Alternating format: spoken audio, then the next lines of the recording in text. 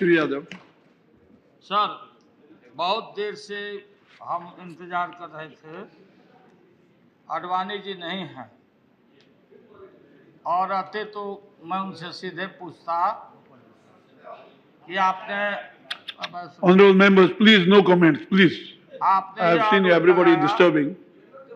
यह आरोप लगाया आडवाणी जी ने कि यूपीए नंबर 1 का नहीं, लेकिन यूपीए 2 में जो इलेक्शन हुआ, सरकार का गठन हुआ, वो बिल्कुल नाजायज था।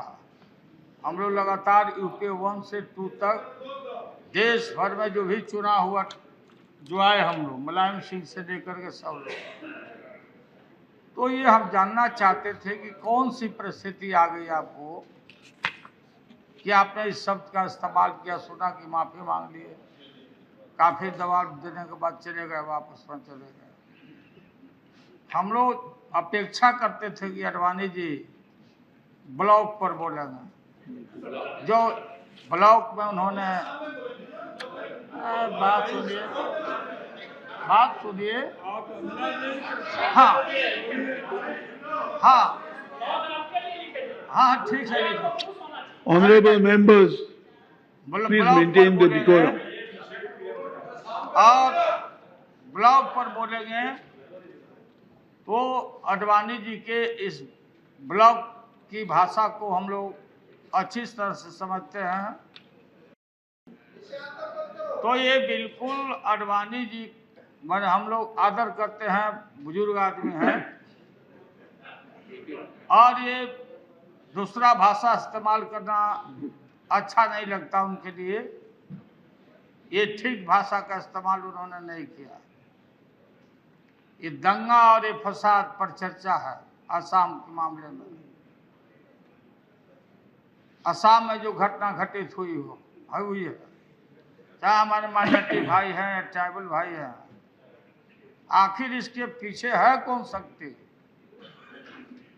ये जो असम गण परिषद और एनडीए सरकार थी, देश से जानना चाहता है कि जब ये सवाल आज उठाया जा रहा है कि बांग्लादेशी इसमें घुसपैठ किए हैं, बांग्लादेशी लोग हैं यहाँ पर, यही सवाल जब ये होम मिनिस्टर थे आडवाणी जी, मैं सदस्य था, तो कम्युनल हेट्रेड पूरे देश में बांग्लादेशियों के नाम पर के पूरा बम्बई में, दिल्ली में, सारे देश में उन्होंने कह दिया कि बांग्लादेशी घुसा हुआ है। मुसलमान होना, लुंगी पहनना, गंजी पहनना, मेहनत करना, देश भर में काम करना, ये बांग्लादेशी हो गया। ये निश्चित रूप से हमारे ट्राइबल भाइयों को बांग्लादेशी के नाम पर ये बरगलाने का बड़ा भारी साजिश हुआ है। पता करिए सभापति महोदय, उस इलाके में बैनर लगा हुआ है, मैं तो नहीं गया हूं, बैनर लगा हुआ है कि आसाम को हम कश्मीर नहीं बनने देंगे। ये क्या बताता है? ये कौन सी शक्ति है? कोई भी ट्राइबल इस तरह की बात नहीं कर सकता। उनके महलों में कौन छिपा हुआ है? ये कौन है? आप बोलते हैं। आज जब हम लोग भी हाल में चुनाव हुआ, वहां आपका हवा निकल गया आसाम में, कांग्रेस पार्टी को मैंडेट मिला, और फिर ये माइनॉरिटी एक फ्रंट है इधर जो एमपी साहब बैठे हुए हैं, इनके दल को भी समर्थन मिला। याद करना चाहिए हम लोग को महोदय कि जब तेल मिला, तेल आसाम में, चाय बागान, तब ब्रिटिशर्स ने, ब्रितानी सरकार ने सारे जगह से लोगों को वहां ला करके बसाया, सबको रखा। हिंदुस्तान एक था। हमारे यहाँ के छपरा के, सिवान के, गोपालगंज के, बिहार के, डिब्रूगढ़ में, तिनसुकिया में, चारों तरफ फैले हुए हैं हमारे बिहारी लोग। और ये बड़े पैमाने पर साजिश के तहत ये दंगा कराया गया है। दंगा कराने वाला कौन है? ये कौन है? जो ये दंगा कराने वाली शक्ति नॉन जग जाहिर है। जब इनका पतवार लड़खड़ा रहा है संघ परिवार का, बीजेपी का। Nothing will go on record. Nothing will go on record. Except Mr. Lalu Yadav.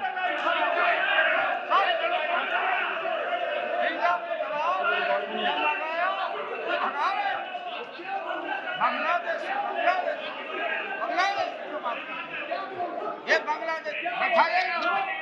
Please, आप please, सुन रहे थे बहुत देर से। आप बैठे। please, no. Don't instigate him. Please sit down. इलाज करवा देंगे आप। बैठिए। वीडियो हम लोग वीडियो करते हैं। Wait please. Nothing will go on record except Mr. Yadav. Lalu ji. दंगा फसाद कराने वाली शक्तियां देश में आइडेंटिफाइड है। ये देश में दंगा फसाद करके 14 के चुनाव में इनका लाल टपक रहा है यहाँ पहुंचने के लिए। कभी भी संभव नहीं होगा, मैं बताना चाहता हूँ। ये सारा देश चलता है माइनॉरिटी के लोगों को, ट्राइबल को लड़ा के और राजनीतिक रोटी सेक रहे हैं। अंतरराष्ट्रीय शक्तियां भी संलग्न है। सवाल कांग्रेस को कड़ाई के साथ, और आप नया होम मिनिस्टर बने हैं, कड़ाई के साथ मुकाबला करिए। चाहे जो भी दंगा फसाद का पक्ष लेता है उसके खिलाफ सख्त कार्रवाई होना चाहिए और कोई ढिलाई नहीं होना चाहिए। हमारा यही सुझाव है। दंगा फसाद कम्युनल हेट्रेड करने वाले लोग सब बैठे हुए हैं, बाहर में बैठे हुए हैं। नाव डूब रहा अब मेरे नहीं होगी फलाना उधर दंगा कराओ। भागलपुर में दंगा कराया, भागलपुर में भी दंगा कराया। इसलिए कड़ाई से निपटना पड़ेगा। ये एक तरफ अन्ना जी को चलाए थे, अन्ना जी का हवा निकल गया, इनका हवा निकल चुका, पंचर हो गया, लड़खड़ा गए, तमाम ढाल होगा। अब एक दंगा सहारा है इनका, इसलिए इनके साथ कड़ाई से निपटने की जरूरत है। हमारा पूरा समर्थन है।